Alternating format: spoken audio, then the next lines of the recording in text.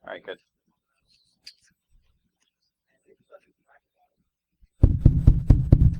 Is that good? All right. All right, you ready? Oh, yeah, I'll just stand on this side, so I'll try to shout as much as possible. So, again, my name's Seth Geftic on the RSA Security Analytics team. This is Will Gragido. How you doing? So we're going to talk about how Will built the research team, working with those support groups in the organization, talking about our approval process. So we work at RSA. RSA is owned by EMC, so we work in pretty standard corporate culture, whereas everything we have to do. Later. You don't want to sit and watch us do this again. And so one of the things we've learned is to have a formal approval process every time research goes from someone on Will's team to actually gets published. And we'll go over that, and hopefully you guys can leverage some of that. Some of the questions we ask about every single piece of research to make sure it will be able to see the light of day. And then last but not least, our survival tips. So do any of you, are all you guys here, raise your hand if you work in a large organization or a corporate environment. So almost everyone in the room. And how many of you are? And how? Yeah. And how many of you are researchers today? Two of you are researchers. Okay.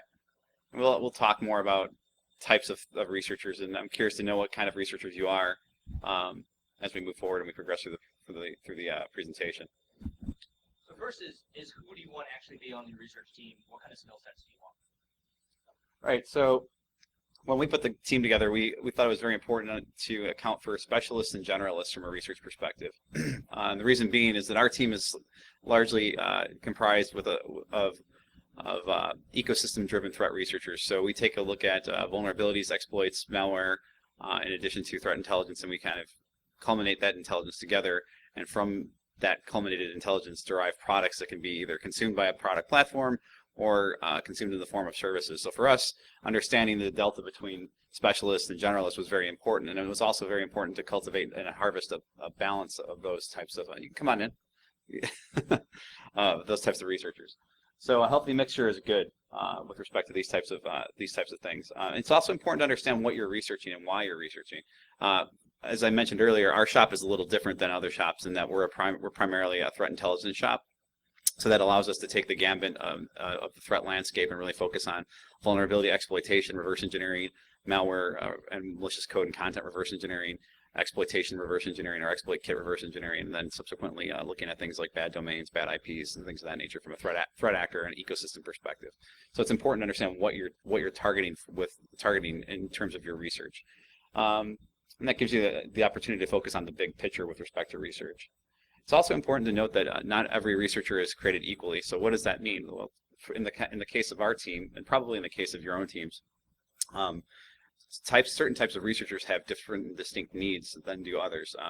Vulnerability researchers have a unique set of tools and circumstances and environmental needs than do malware reverse engineers, as opposed to threat engineers or threat analysts. So it's important to understand those contextually relevant differences and the deltas that exist between those specific researchers within the context of your own research environment. I think it's also important in your mix of teams, not just find people who have different technical skill sets, but different skill sets to position your team as well. Do you have enough people on your team who actually are good writers that can write research papers? Do you have enough people who can speak in public?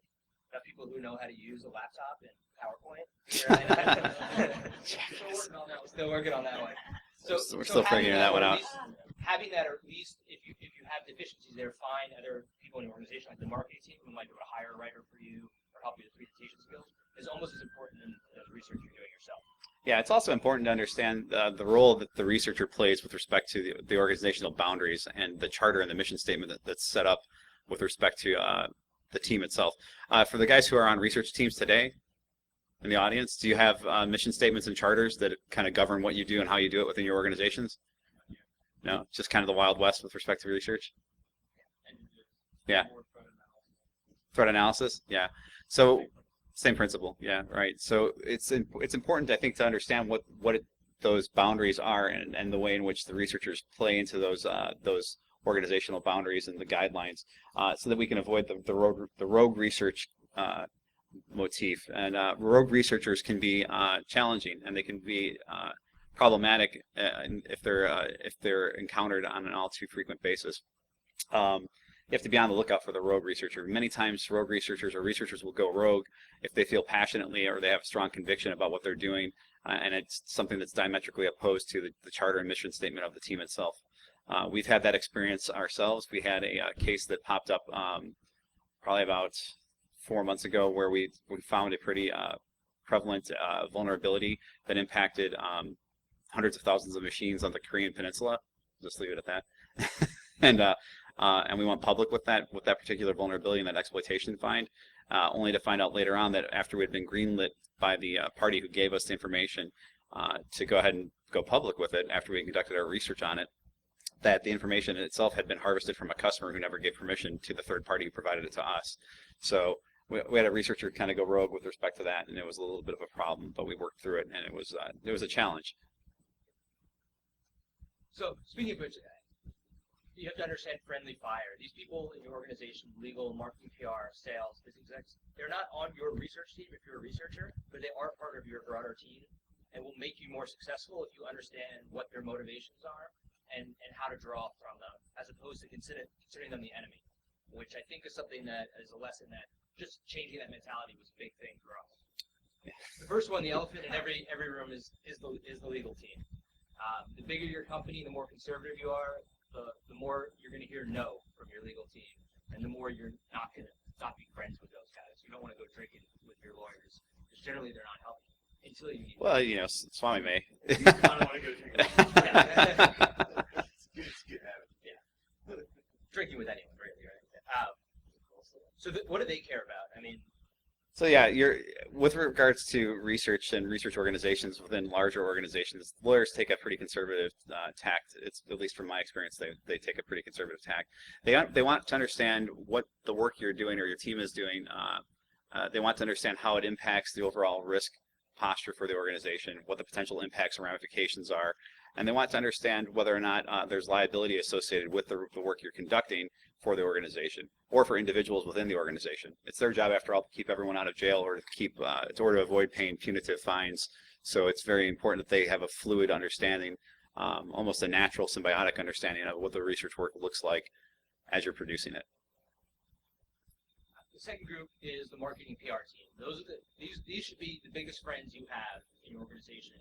Because they're the ones who can take the research that you do and really get exposure.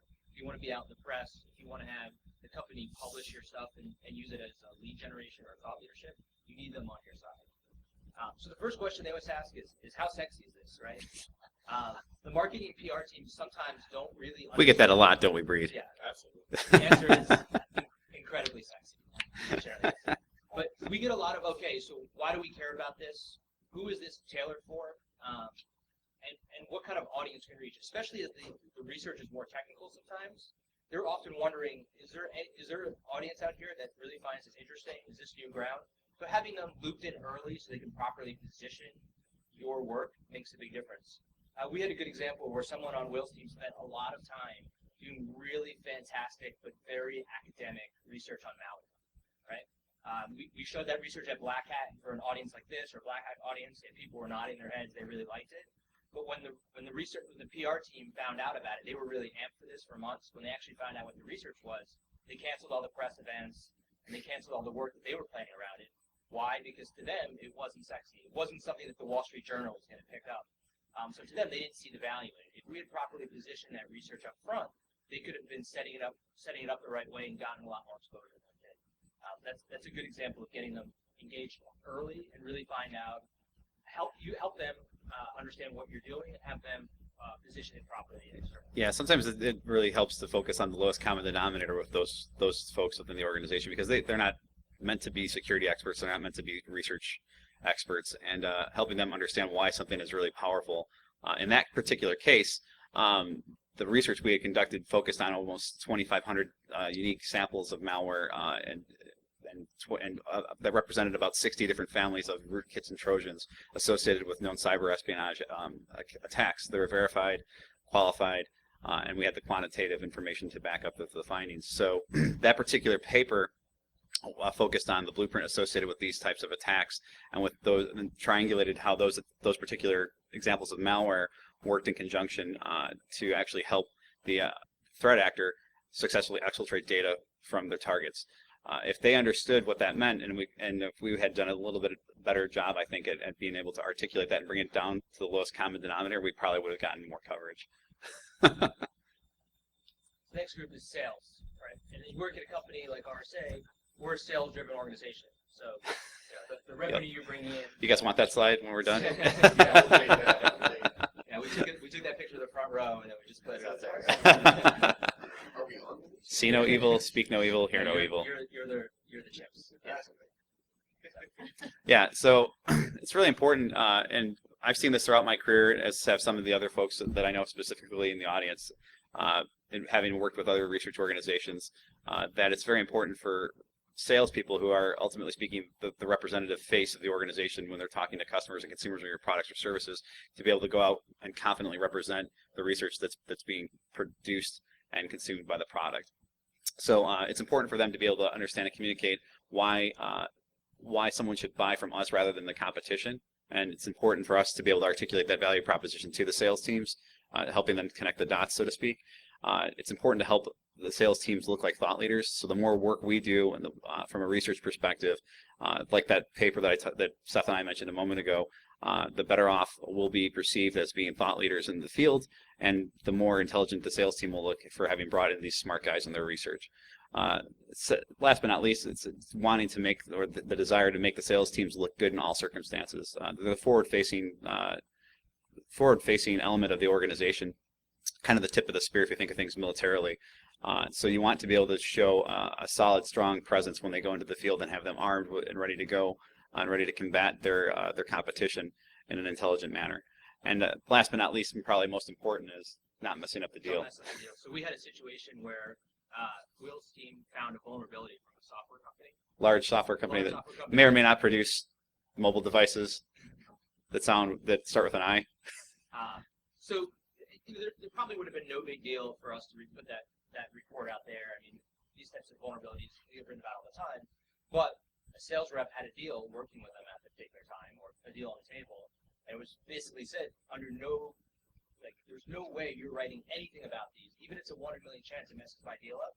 Like, my deal is worth a lot of money, and your blog post really isn't that important. And it took some pride to swallow to say, fine, we'll pull it.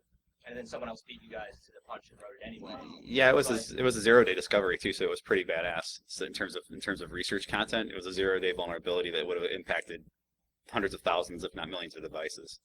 But it's a type of situation that you have to understand the way your organization works. In our organization, if you piss the sales team off, especially if they lose a deal, it's the first way to get yourself fired, right? Because you're costing the company money. Which brings us to our last group, the big dogs themselves, the executives at your company. So really the business people that are running. The questions they're going to ask your team, the research team, is how are you making us money? Are you costing me money? What are you doing to justify your existence?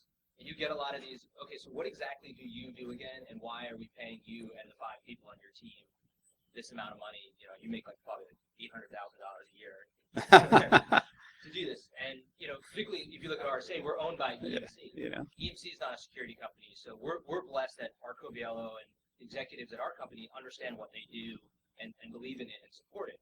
Our parent company, that's not their business. They look at it in a $/cents perspective.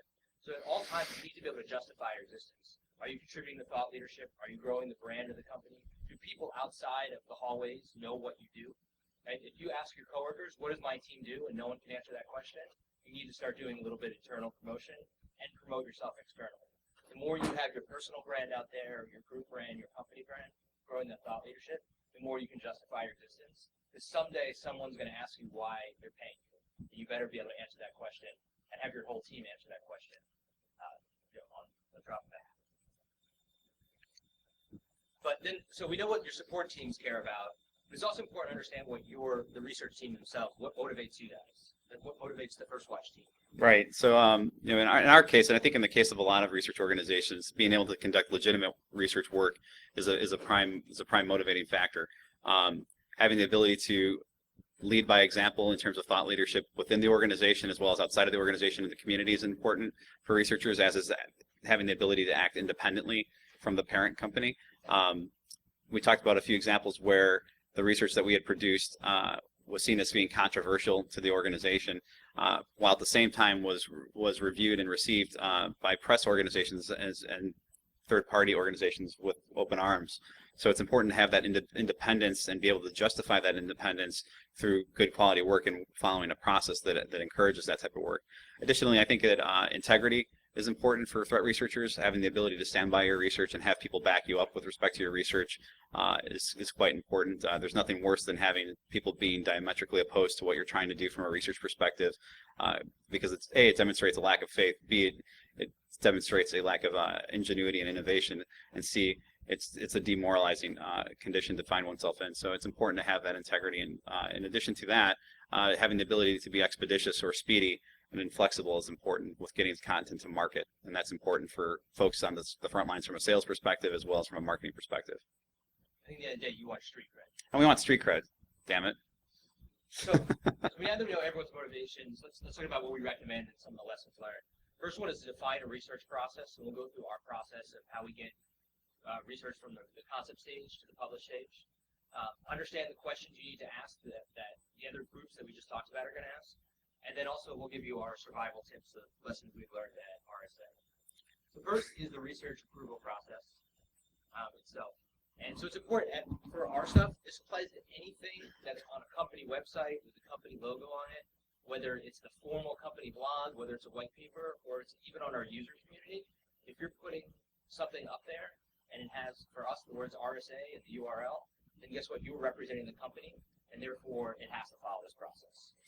Right, so for us, it really begins with writing drafts of research after it's been culminated and harvested from a qualitative and quantitative perspective, going through peer review processes internal to the team, and then also engaging third parties from leadership and executive branches to kind of go ahead and take a look at the research to see if it makes sense to them, if it resonates, and if it's something that they'd like to see move forward. Secondly, we engage primary external reviewers, and in our case, that's the product marketing team. That helps us because the product marketing team really is a partner is partnering and advocating on our behalf for our success and trying to get the material out to market in an intelligent manner that doesn't at the same time detract from it in a timely fashion. Thirdly, PR and marketing team reviews. If no further reviews are needed, we'll go ahead and we'll publish that material, and that's really important. If we can work toward, and we've strove to work toward getting to a point to where we can avoid having to go to the legal team as much as possible by taking an intelligent approach to the content itself. Yeah, but like if there's a 1 in 100 chance that legal might have an issue, you have to send it to these articles. If you ever go around legal, you lose all trust that you've established there. Then they'll want to look at everything and find everything you put out there, which is just going to add red tape and make you slower, and it's going to make it harder for you to achieve your goal. Yeah, it becomes very intrusive. So here's some of the questions that you should ask for every piece of research that you publish. Yeah, so where did the research data originate? And do we have a written approval to use this? I talked a little bit about this earlier with respect to that vulnerability that we identified that came from a PCAP that was sourced out of the Korean Peninsula that we thought we were given permission to use, and that it ended up being controversial toward the end. That's really important to secure the rights to use a piece of third-party material. Now, if it's organically driven material or organically driven research, it's a little different. In our case, our lawyers still want to know where we got it and how we got it, which at times requires a little bit more verbosity in the way of an explanation. But at the same time, it's important to have. They also want to know, does it contain any potentially identifying information? This happens a lot with respect to attribution analysis, whether it be on a state-sponsored perspective or whether it be from an individual perspective associated with cyber criminal activity. We get this a lot based on the types of networks we run, we operate, and we automate. Many times it happens with respect to fraud activity, and people want to understand whether or not we've actually found anything, or we plan on pursuing any type of productization or publishing of anything that includes personally identifiable information. What's interesting is the question the marketing team started asking, which is always helpful, is do you even need this information in your report to have the report pack the punch that it was going to have anyway? And often they're right. Like we're getting into details because we want to be as thorough as we can in the research, but it may not actually be necessary in order to get something out the door and out the door quickly. So next we've got, has the attack victim been notified? We get this a lot, especially with fraud activity, or also with state-sponsored exploitation activity. We do a lot of notification work. Have we involved law enforcement? This is important. We have a process written for that, especially with respect to things like child pornography when that manifests within certain research networks and environments. It's important to have legal contacts with the FBI and with the Secret Service to be able to handle those types of things. Does the discovery contain information relevant to a specific group or nation state? In our case, our parent organization takes a very conservative approach with respect to attribution, and nation states that begin with a C are oftentimes looked upon with a furrowed brow and a heavy heart when it comes to our being able to publish information related to them. Try not to use the C word. Try not to use the C word. Yeah. Right. Right. So it's damn Canadians. So we've got to get to the next one here. So survival last but tips. not least, here's our tips for survival as a research team, particularly in a large corporation. The biggest takeaway, I would say, is have a written process. Make sure all those support groups are on board. That way, if you do have a rogue researcher, you have someone who's out there who's a very independent spirit, if you will, at least when they're breaking the rules, you can point and say, you know that you broke the rules. This wasn't what you're supposed to do. And if it's written, everyone agrees upon it, it really covers your personal liability as well. Yeah. Understanding the motivation of your peers, it's really important to understand what's motivating your peers from a partnership perspective, because they're trying to make your job easier, not harder. Additionally, it's important to seek out executive sponsors. I think personally, our experience has been a lot more rewarding since we've been able to gain a significant amount of momentum and support from executives. Yeah, and last is you have to justify your experience. What are you doing that's making the company money and not just opening up to liability? Why are you guys doing this research? How are you contributing to the overall brand? One day someone will ask you why they're paying you money. You should be able to answer that question pretty easily. Which comes to the last tip, which is self-promote. Have people internally know what you do, who you are, and promote externally, whether that be your personal brand, whether that be your research group brand. Getting that information out there will help you become stickier in your organization and more helpful to the overall. And with that, we'll self-promote ourselves here, give you our own personal information. You can see us on Twitter, Happy We Tweet, yes. And also blogs at rsa.com. If you want to read some of the reports that Will's team's put together. I think we're running long, so I think we're going to do questions, but we'll stick around and be happy to chat with anyone after. Thanks for your time. Thanks very much, guys.